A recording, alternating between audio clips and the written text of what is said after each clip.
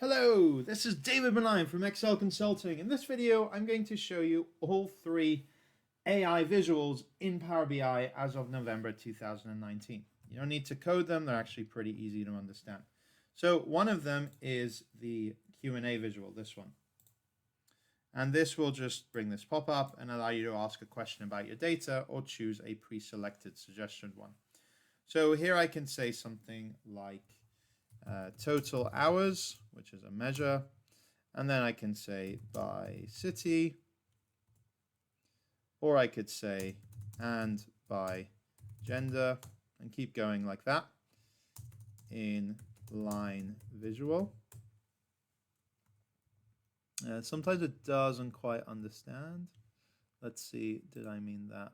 Yeah, there we go, in line chart, it gets that. And you can do all sorts of other things. So you can specify the aggregation type. You can filter with top N. You can write words like exclude. It has relative date filters as well. And if you want to turn what you've just made into a visual, you can click on that and it becomes a standard Power BI visual. You can also edit the settings. So let's say, for example, I want to see % satisfied by race. It doesn't understand what I mean by race. So what I can do is, let me go back to that. And then over here, I can specify that the word race means ethnicity. I'm not going to show how to do that, but it's pretty straightforward on this. You have a lot of things that you can do through here. All right, so that's the first one. Let's keep going. This is a whistle-stop tour. The next one is the new one, which is the decomposition tree. Let me create a new page and choose this one. So make it really, really big. Here you start with a measure. So let's say, for example, % female, sorry, % satisfied, let's say. And then what do I want to explain that by? So that's what I want to analyze. Let me just chuck in a whole load of dimensions in here. Others from other tables, that doesn't matter either. And then you can either press plus here and choose one of these. This one means that it's an AI visual, the high value or the low value. So the normal one, I can do it like that. And this is how % satisfied is broken down by ethnicity. So this is saying that when ethnicity is TS Islander, 100% of them are satisfied, whereas white, only 46% of them are satisfied. I can then go here and I can say, well, how's this broken down? And I can choose high value or low value.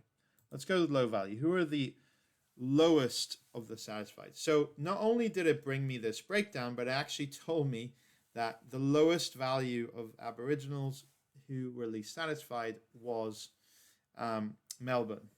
So Melbourne, only 5% of them, like that. I can keep going. I can go lowest value of those people in Melbourne and keep it there. So that's where people said that the length of the course was too long. If I click back on here, it will show me that actually for white people, the least one is where the feedback, people said the favorite feature was uplifting. And you can keep going for all of these and show you that breakdown there. So that is it. You, like all other visuals, you have a few settings you can do here in the analysis that you can do. Enable AI splits. The AI ones show you this lightning one. The others don't. You can, if you don't like it, you can X out of that and get rid of it there. You can also lock it if you want, when you publish it to the web, that people aren't able to edit it there. You have some tree settings with the colors and a few different connector types. Around connector just shows you a little bit of a different thing there. Let's go with the high value here. Yeah, it's slightly different. And those are pretty much the options there. So you have to start with a measure and then you can keep going in these dimensions. All right, and then the third type is the oldest one, the key influencers visual, this one. I'm going to create another new page, make it bigger. And then I'm going to say, well, let's see the column called satisfied. So feedback satisfaction, that's going to be an analyze. And I'm going to say what influences feedback satisfaction to be low. I want to know what is causing people to say that they're not satisfied there. So what I'm going to do is I'm going to drag a bunch of things into the explain by field. And like we just saw with the other one, it's good to get as many dimensions as you can. You can have numerical ones as well. Let's throw in the different aspects of the date hierarchy as well. Here we have ethnicity, other stuff. I'm just going to tick all of these, as many as possible, and see what we get to. This is generally how I do it. You have a third bucket called expand by. This is only used when the analyze thing is a measure. And that is a bit more of a complex use case, so I'm not going to go through it in this video. But the other thing that I like to do, the setting that I like to always put on, is click on this one and then go into analysis and turn on counts, enable counts, like that. The counts are showing you around there. So let's break down what this means. So over here, it tells me what influences feedback satisfaction to be low. The key is reading the sentence. If the gender is male, the likelihood of feedback satisfaction being low increases by 4 times. So if I click on that one, it shows me that on this side, males is much higher chance of being less satisfied than females. And this red line shows average excluding selected. Let's go another one. City is Melbourne. So here it's showing me the same. Each of these bars is average, is the average excluding selected. I can untick this, and this is show only values that are key influences. And what's interesting is that even though it's showing above the line, and 0 people in Brisbane marked to be not satisfied, which is great. Even though it's showing these ones to be above the line, it doesn't show them as key influences because the count is low. So the count of them, or could be another reason, the count of them is significantly less, or lower than the threshold. Therefore, it doesn't consider them to be key influences, even though they're slightly above the line.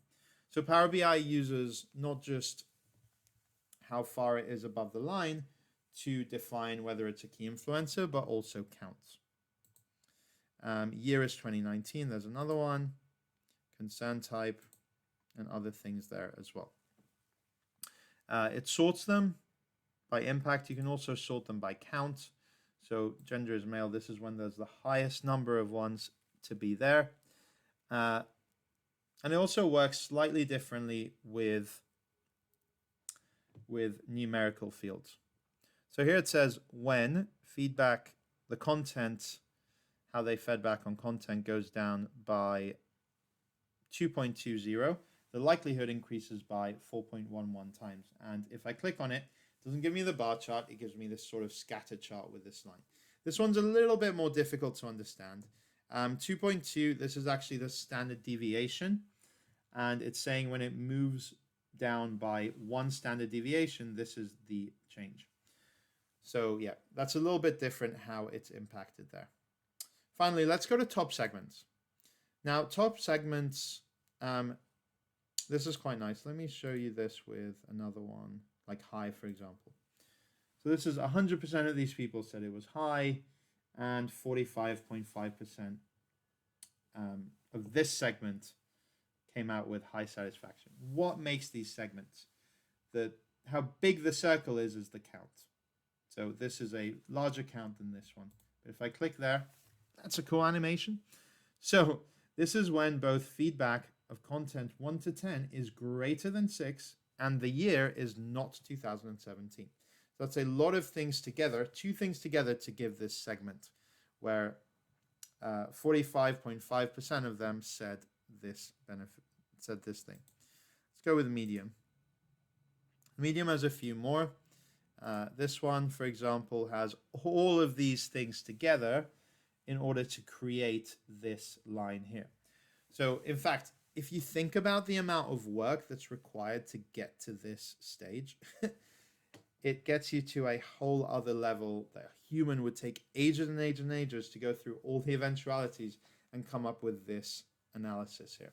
So this is really good. I really, really like the key influences visual. You can learn more about this segment, and you get more of a breakdown here as well that you can further subdivide there. You can also use numerical fields in here, although the output is a little bit more difficult to understand. I tend to use them with something like this when you've got a feedback and you're looking at one column saying something. If you use a measure, for example, or if you use a numerical field, then instead of showing it to you like that, it will break it down, increase, decrease, and it will show you. Most of these will be scatter charts, and generally numbers are more likely to influence them like that as well. All right, well, that's it for this video. I hope you enjoyed it. If you like more of my videos, you can subscribe to my channel and click on others to see. Thanks for watching.